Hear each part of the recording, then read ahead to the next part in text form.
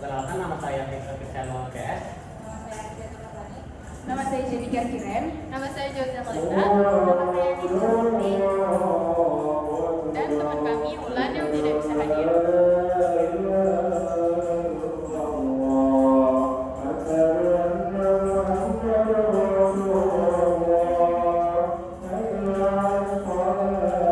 Materi yang pertama, kandungan zat pada makanan. Kandungan zat pada makanan dibagi menjadi karbohidrat, protein, lemak, mineral, vitamin, kalsium, dan zat. Yang pertama, karbohidrat. Karbohidrat adalah sumber energi utama tubuh. Ada monosakarida, disakarida, polisakarida. Pencernaannya dimulai dari mulut oleh enzim amilase, dilanjutkan di usus oleh enzim amilase, pankreas, dan saluridase. Hasil akhirnya berupa glukosa yang diserap oleh usus dan diedarkan oleh darah ke seluruh sel. Kelebihannya disimpan sebagai glikogen di hati dan otot, sisanya diubah menjadi lemak. Makanan yang mengandung karbohidrat dari nasi, roti, jamu, kentang, ubi. Yang kedua, protein berfungsi untuk pertumbuhan perbaikan jaringan, detoksifikasi, dan sumber energi cadangan. Pengurangan menyebabkan kwashiorkor dengan gejala edema, hilangnya lemak bawang kulit, pertumbuhan menghambat, dan gangguan saraf hipomotorik. Pencernaannya dimulai di lambung oleh pepsin, dilanjutkan di usus halus oleh pepsin, homotripsin, dan peptidase. Hasil akhirnya berupa asam amino, tapi mengatur konsentrasi asam amino, kelebihan protein, sehingga urea lalu dibuang atau diubah menjadi energi. Makanan yang mengandung protein ada telur, susu, daging utas, tahu, dan tempe. Yang ketiga, lemak berfungsi sebagai sumber energi cadangan, pelarut vitamin A, D, E, dan K, serta pelindung organ tubuh. Pencernaan berlangsung di halus, dibantu insulin untuk memulihkan lemak dan dibantu untuk mengurangkannya. Hasil akhirnya berupa asam lemak dan gliserol. Lemak disimpan dalam jaringan adiposa sebagai cadangan energi. Makanan yang mengandung lemak ada minyak goreng, santan, alpukat, dan keju. Mineral, yang keempat itu mineral. Mineral adalah zat anorganik yang penting untuk keseimbangan asam basa dan pembentukan struktur tubuh. Mineral dibagi menjadi dua, makroelemen, yaitu ada natrium, kalium, kalsium, fosfor, magnesium, klor, dan garam. Kedua, mikroelemen, yaitu ada besi, seng, ion, dan lain-lain. Yang kelima, vitamin. Vitamin adalah senyawa organik esensial untuk pertumbuhan dan fungsi biologis. Vitamin tidak dapat disintesis tubuh kecuali vitamin K. Vitamin larut air itu ada vitamin B dan D. Vitamin larut lemak ada vitamin A, D, E, dan K. Kurang vitamin menyebabkan defisiensi atau avitaminosis. Yang keenam, air. Air adalah komponen utama tubuh, kebutuhan rata-rata 2,5 liter per hari. Air diatur oleh hormon sintetis, panas ginjal, dan tiroid. Fungsinya sebagai pelarut zat gizi, menjaga tekanan osmosis sel, mengangkut makanan, mengangkut sistem metabolisme, medium reaksi kimia, menjaga suhu tubuh. Air mengandung pada air putih, buah, sayur. Yang ketujuh, zat aditif. Zat aditif adalah zat tambahan pada makanan dan minuman untuk memberikan rasa, warna, dan daya awet. Jenis-jenisnya ada tiga, pewarna, penyedap, dan pengawet. Zat aditif alami umumnya aman, dan zat aditif sintetis lebih murah, warnanya menarik, dan tahan lama, tapi dapat berbahaya bagi kesehatan karena ada yang bersifat karsinogenik. Nah, lanjut materi kedua itu ada mulut. Mulut merupakan tempat awal terjadinya pencernaan, baik secara mekanik oleh gigi dan secara kimiawi oleh enzim. Mulut terdapat menjadi tiga struktur. Yang pertama ada gigi, yang kedua ada lidah, dan yang ketiga ada kelenjar lidah. Nah, gigi mempunyai tiga bagian. Ada mahkota gigi, ada leher gigi, dan ada akar gigi.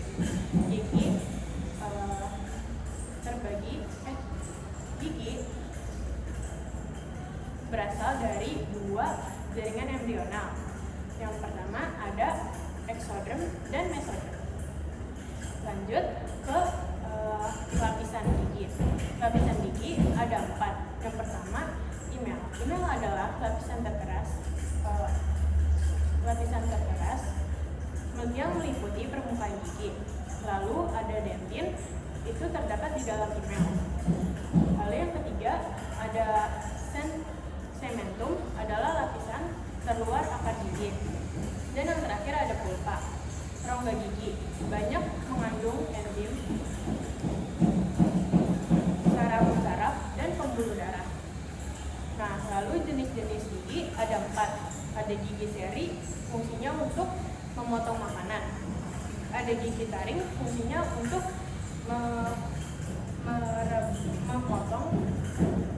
merobek makanan. Lalu ada gigi geraham depan, itu fungsinya untuk menggiling makanan. Dan gigi geraham belakang untuk menghaluskan makanan. Lalu ada jumlah gigi. Gigi susu berjumlah 20. Itu tumbuh pada saat usia 6 sampai 7 bulan. Lalu gigi dewasa berjumlah 32 buah. Ada 8 gigi seri, 4 gigi taring, 8 gigi geraham depan, dan 12 gigi geraham belakang. Nah, lanjut ke lidah. Lidah tertutup oleh selaput lendir dan tersusun dari otot lurik. Fungsi lidah adalah untuk mencampur makanan, untuk memproses makan, dan menghasilkan kelenjar ludah. Lidah juga mempunyai indera pengecap rasa. Jadi lidah bisa mengecap rasa asin, manis, gurih, dan pahit. Lalu lanjut ke kelenjar ludah. Dalam mulut terdapat 3 kelenjar ludah. Yang pertama, kelenjar parotis. Yang kedua, kelenjar submandibularis. Dan yang terakhir, kelenjar sublingualis. Air liur mengandung enzim petialin yang mengubah amilum menjadi maltodextrin. Nah, lanjut ke materi kedua, kerongkongan atau esofagus. Makanan yang telah masuk ke dalam mulut dan dikunyah oleh gigi akan masuk ke dalam kerongkongan melalui faring. Faring adalah saluran persimpangan antara rongga hidung ke kerongkongan dan antara rongga mulut ke kerongkongan. Kerongkongan merupakan saluran panjang dan tipis sebagai jalan makanan yang telah dikunyah dari mulut ke lambung. Panjang kerongkongan kurang lebih 20 cm dan lebarnya 2 cm. Pada kerongkongan tidak dapat terjadi proses pencernaan. Lalu gerakan otot kerongkongan disebut gerak peristalsis. Oke, selanjutnya ada lambung. Jadi lambung itu ada 4 struktur. Yang pertama ada kardiak, itu pintu masuknya makanan. Yang kedua ada fundus. Fundus itu tempat penyimpanan makanan sementara. Terus yang ketiga ada badan lambung. Badan lambung itu tempat mencerna makanan secara kimiawi. Terus yang terakhir ada pilorus. Pilorus itu tempat keluarnya makanan. Terus pada kedua ujung lambung terdapat klip atau sphincter. Klip pertama itu di ujung lambung yang berbatasan dengan kerongkongan, itu disebut sphincter esophageal. Fungsinya untuk menjaga makanan agar tetap di lambung dan akan terbuka saat makanan masuk atau saat minta. Terus yang kedua itu ada klip yang kedua, itu pada ujung berbatasan dengan duodenum yang disebut sphincter pilorus. Terus di daerah fundus lambung itu dia menghasilkan ketam lambung. Di dinding lambung juga ada kelenjar batu. Nah, fungsinya untuk menghasilkan hormon gastrin. Nah, makanan yang masuk ke dalam lambung itu dia akan tersimpan di dalam lambung selama 2-5 jam sebelum dicerna. Terus proses pencampurannya itu dipengaruhi oleh gerak lambung. Itu gerak lambungnya itu di sepanjang lambung selama 5-25 detik. Terus ada campuran zat juga yang mengisi sebagian besar lambung. Itu ada air, asam lambung, terus ada enzim pepsin, renin, dan limpase.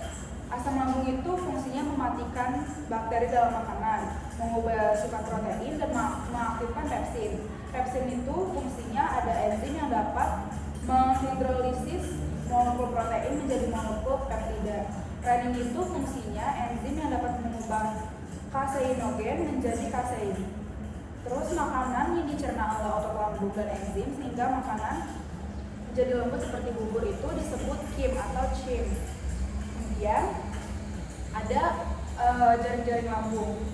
Jaringan yang menyusun lambung. Yang pertama itu adalah lapisan serosa, itu dia di paling luar. Itu tersusun dari jaringan ikatan tipis dan epitel tipis selapis.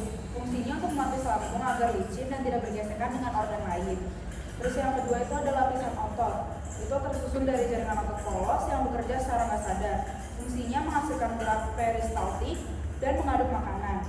Itu membantu juga menghancurkan makanan menjadi bubur atau yang seperti yang tadi bilang kim atau shim. Secara nggak sadar ada 3 arah serabut otot. Yang pertama itu ada longitudinal atau memanjang. Yang kedua ada sirkular melingkar. Yang ketiga ada oblik atau serong. Terus jaringan yang ketiga itu ada lapisan submukosa.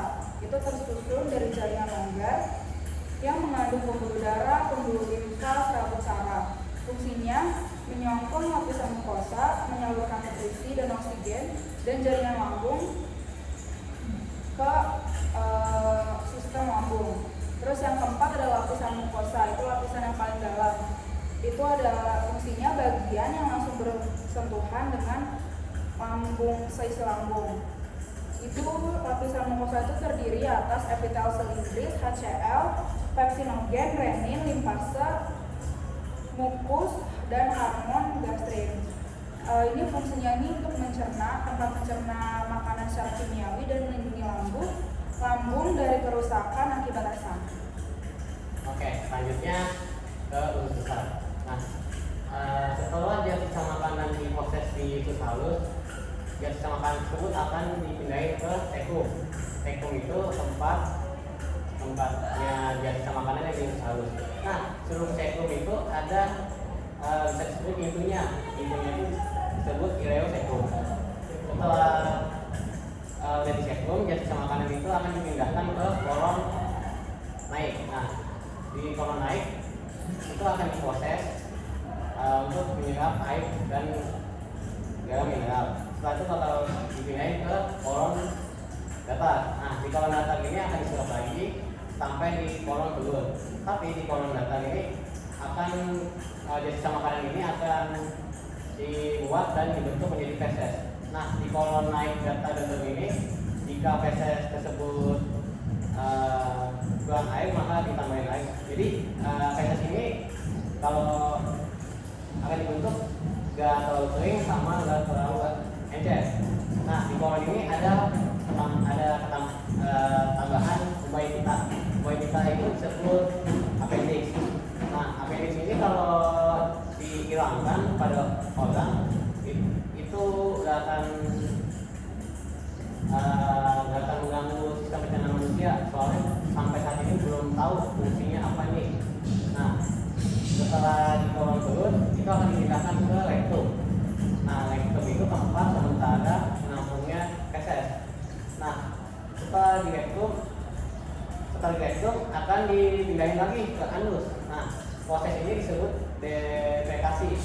Nah, di anus itu ada tempat buang terakhir. Nah, anus itu punya 2 otot polos dan otot lurik. Otot polos itu fungsinya buat otot buat menahan fesesnya. Kalau otot lurik itu buat mendorong fesesnya. Oh iya, sebelumnya appendix ini jika ada penyakit pada appendix itu disebut appendicitis. Selanjutnya ada gangguan atau kelainan pada sistem pencernaan manusia. Yang pertama ada gastritis. Gastritis itu peradangan pada mukosa lambung. Biasanya terjadi pada orang yang berusia lanjut. Gastritis ini menyebabkan peradangan tidak begitu serius, tetapi berlangsung lama sehingga mengakibatkan rusaknya mukosa lambung.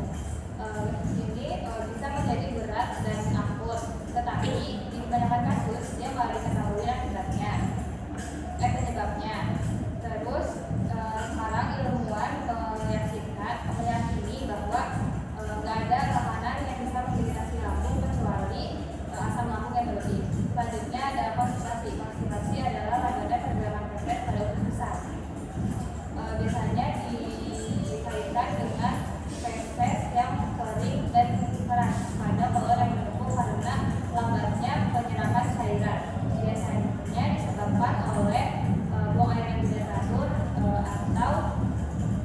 kurangnya konsumsi makanan yang berlemak. Terus selanjutnya ada pankreatis. Pankreatisnya adalah peradangan pada pankreas. Ada pankreatis akut dan besar dan parah. Ada juga pankreatitis kronis itu berangsur lama. Biasanya disebabkan oleh alkohol atau terhambatnya penjualan arteri oleh batu empedu.